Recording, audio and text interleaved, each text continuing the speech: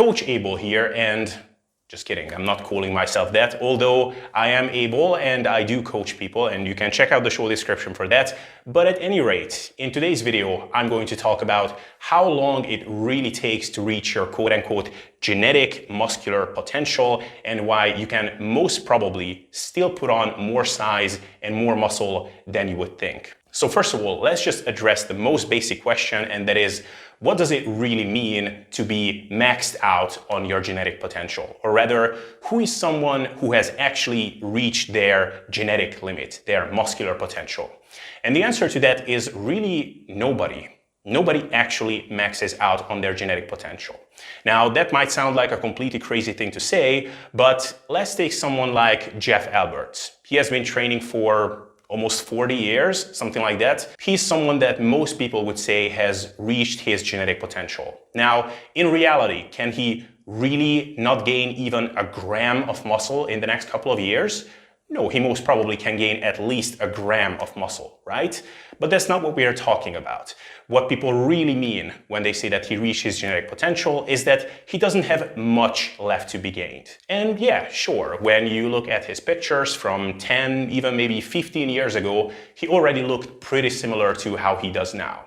So what I really want to say with all of this is that when people say reached his or her genetic potential, they mean the person has gotten to an advanced level, after which the returns are really, really diminishing. So when you're asking how long it takes for me to reach my genetic potential, what you're really meaning is, when does that point come? When the gains are just really slow, hard to come by, and I just cannot really expect to gain much more muscle after that. Now, the general adage in the fitness industry and from various experts is that it takes 3 to 5 years to roughly get to the advanced level. After 3 to 5 years, you're pretty much done. Of course, you can fine-tune a couple of things, but that's pretty much it. Now, what these experts really mean when they say that it takes 3 to 5 years to reach your genetic potential, or at least to get to the advanced level, is that it took 3 to 5 years for them to get to that point. And in principle, I actually don't disagree with them. I really think that people in theory could actually get to that point in 3 to 5 years. But is that true for everybody or even for most people? I would argue no. And here is why. The statement that in 3 to 5 years you can get to the advanced level has one massive underlying assumption behind it, and that is that in those 3 to 5 years you did things correctly, and that there were no major things that would have derailed you from progressing optimally. Now, is that the case in practice, that in the first 3 to 5 years things are going more or less correctly and that there are no major things that are derailing you? Well, let's look at it. Let's look at the doing things more or less correctly part of the equation. What do we mean by that? For one, productive training. The topic of what constitutes productive training exactly is the topic of a separate video, but let's just face the reality. For the first 3 to 5 years, how many people do really train properly and productively from the beginning to the end? Not that many that I know of, at least, right? I mean, let's face it, at least in the first 1 or 2 years, most of us are just goofing around. We are still figuring out how things go. And that's completely fine. That's how I started. I did so many foolish things. Hopefully most of you didn't do things as foolish as I did, but just look around in the gym. What do most guys do who come to the gym freshly? They do all kinds of silly stuff. They had no idea about anything. Progressive overload, what exercises stimulate what muscles. They're just doing random stuff. And sometimes it gets so bad that it's not even good enough to even make your newbie gains, which in theory you could make pretty much regardless of what you do. Well, sometimes those first 1 or 2 years are so bad that you're not even gonna get there.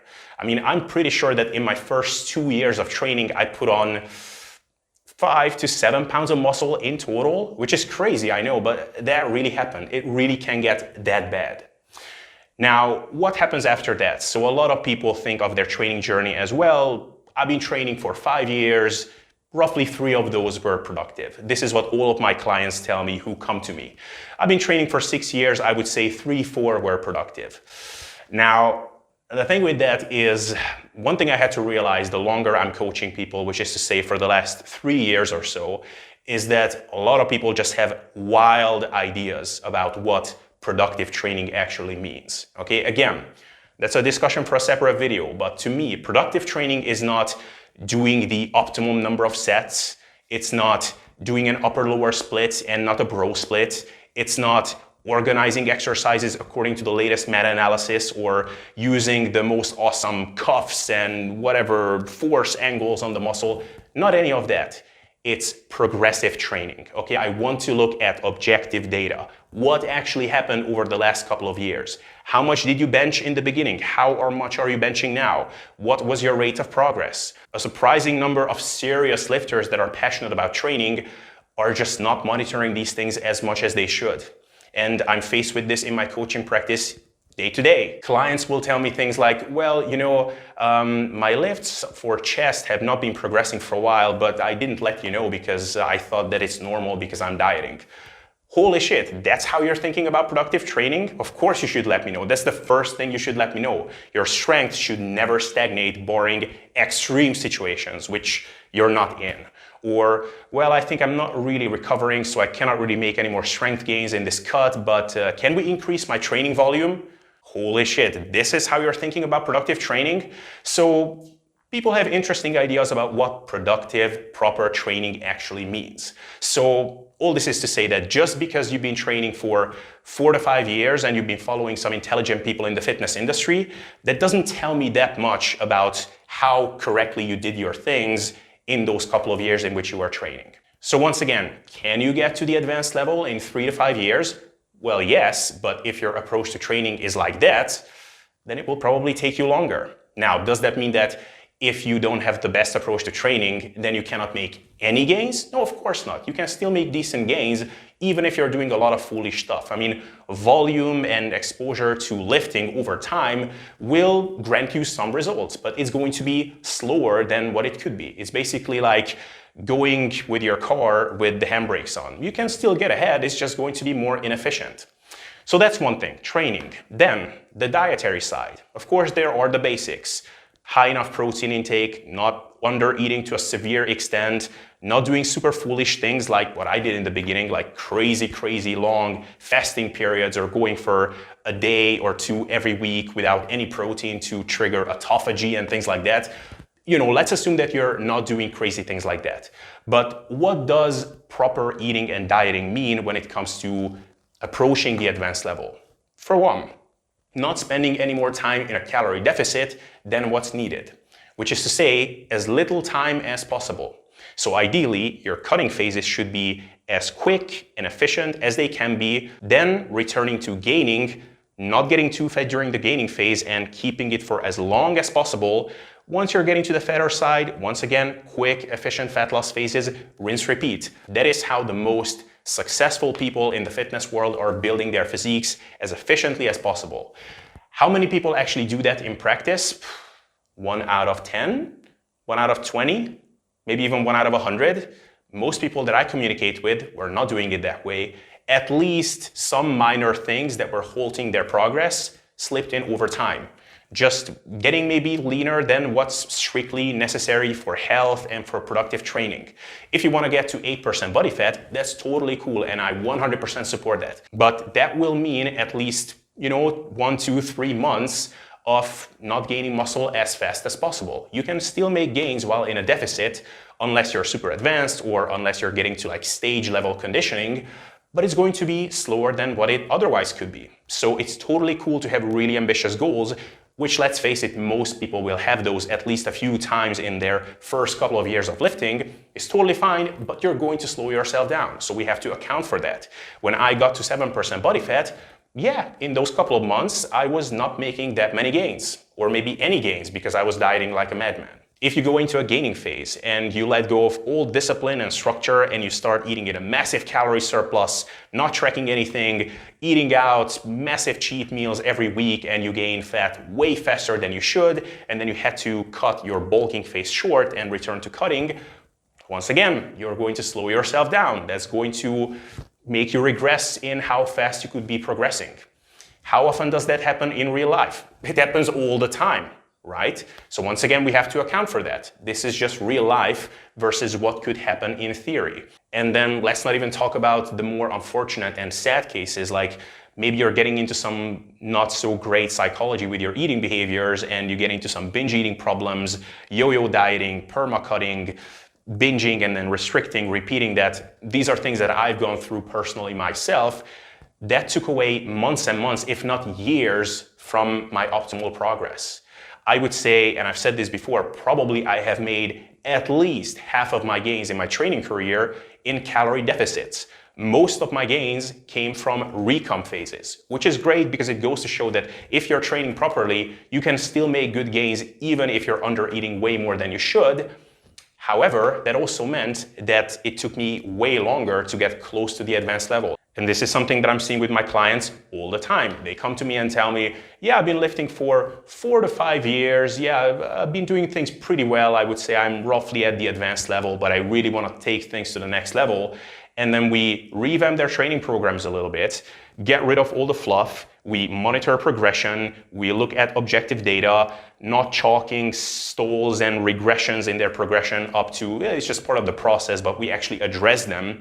And they start making strength gains in the gym and putting on size like they were not supposed to according to their training gauge. But the thing is, they were not advanced lifters. I don't have any magic. I cannot make someone who is at their genetic potential blow past their genetic potential. I can just help you get closer to that. And the reality is most people are just way further from that than they really think. And then of course, we could talk about a bunch of other things which obviously would hold you back, like an injury. If you have something that is debilitating and takes you out of the gym for a couple of months, obviously that's going to slow you down. If you suffer a serious back injury, that can hold you back significantly. Or maybe life just happens, like the pandemic. You cannot train for several months because your gym is closed and you don't have any equipment at home. Maybe you couldn't source anything for a long time because everything was sold out. Yeah, that's going to hold you back. Or maybe you just got kids and you got married, everything is super busy, you put training on the back burner. Things like this happen in real life. So we talked about the diet, talked about the training, but the thing is, life just gets in the way and that will slow things down. So basically the conclusion is, yes, in theory, a lot of people could get to the advanced level in 3 to 5 years. There are guys like that who just get into the gym, start living the fitness lifestyle, and everything just clicks from the get-go. And they will be benching 3 plates in their first year. It really does happen. But does it happen for most people? No, because practicality just dictates things differently. So I would say that in reality, for a lot of people, it can take close to 10 years until you really start getting close to your genetic potential. In year 7, year 8, you could still be making gains that you didn't think were possible. And I've seen tons of people who were examples of that. I myself, I would say, am an example for that. In year 6, year 7, year 8, I didn't stop progressing. Things have slowed down somewhat, but each year I could look up and wow, I hit some new benchmarks. I didn't look this good at this body weight. I've never had this body weight at this leanness. This was my most recent experience during my cut. The year before, something similar. Is it because I just keep pushing my genetic limit out and out and out? No, of course not. It's because I was trolling myself so hard for the first couple of years that I was just not close to the advanced stage yet. So don't despair yet. Just because you've been training for 4 to 5 years, it doesn't mean anything on its own.